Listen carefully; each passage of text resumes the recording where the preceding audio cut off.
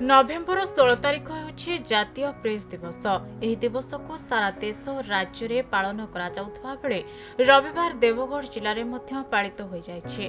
जिलापाल श्री कविंद्र कुमार साहू को नेतृत्व रे एही दिवस अनुष्ठित होइथिला। एही अवसर रे बीजेपी जिला सभापति तथा संबलपुर सांसदक जिला प्रतिनिधि अरुण कुमार साहू महोदय, आरक्षी अधीक्षक अनिल कुमार मिश्र महोदय, वरिष्ठ सांबादिक मित्रभानु महापात्र, पृथ्वी पट्टनायक समेत अनेक मान्यगण्य व्यक्ति उपस्थित थिले।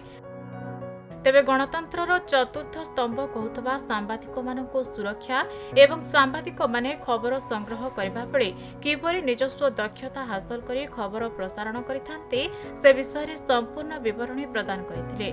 आज पर्यंत भारतवर्ष रे 14टी राज्य रे पेंशन योजना जोगाई दिया जाउछि, किंतु ओडिसा रे मध्य निष्ठापर भाबे सांबादिकता करुथबा सदस्य मानकु खूब शीघ्र पेंशन योजना रे अंतर्भुक्त करा जाउ बोली वरिष्ठ सांबादिक माने वार्ता रखिथिले।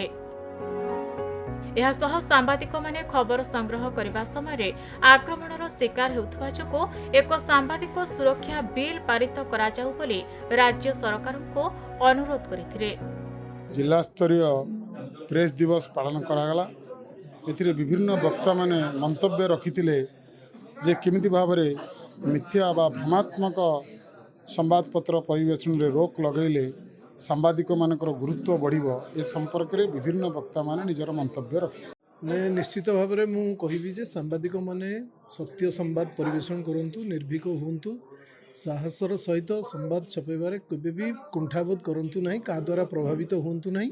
एवं निश्चित भाव में सेमानकर जो संवाद परिवेशन शैली जदि सत्य उपर आधारित हो ताले समाज रे परिवर्तन, खाली परिवर्तन वैप्लविक परिवर्तन आसीबो एवं असाधु कर्मचारी एवं जो माने दुर्नीतिग्रस्त कर्मचारी अछंती, भ्रष्टाचार होची, सेमाने निश्चित भाव में सेथु विरत रहिबे एवं गोटे सुस्थ और विकसित समाज को आम आगे परिबा। सांबादिक दिवस रे हमर जेते सांबादिक भाई उनको प्रथमे मु साधुवाद देवी आउ जोटा कि आमर वक्ता माने अतिथि माने कहिले ये प्रथमे आमर नैतिकता आम बजाय रखापी आज दिन में आह्वान करी सबू सांबादिक भाई मान। प्रेस दिवस उपलक्षे समस्त को व्यक्तिगत भाव कृतज्ञता ज्ञापन करुच्ची।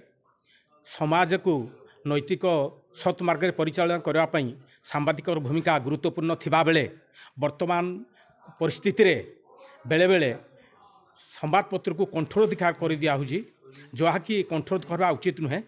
एणु आम समस्ते आज नैतिकहीन न होई निजर कर्तव्य पछरे सचोटता आध्यात्मिकता दृष्टि देवगढ़ जिलार किंदी समाज को आग को जीवा पारिबो आम समस्ते आग बढ़वा दरकार। देवगढ़ देवानंद नायक रिपोर्ट, खबर ओडिशा।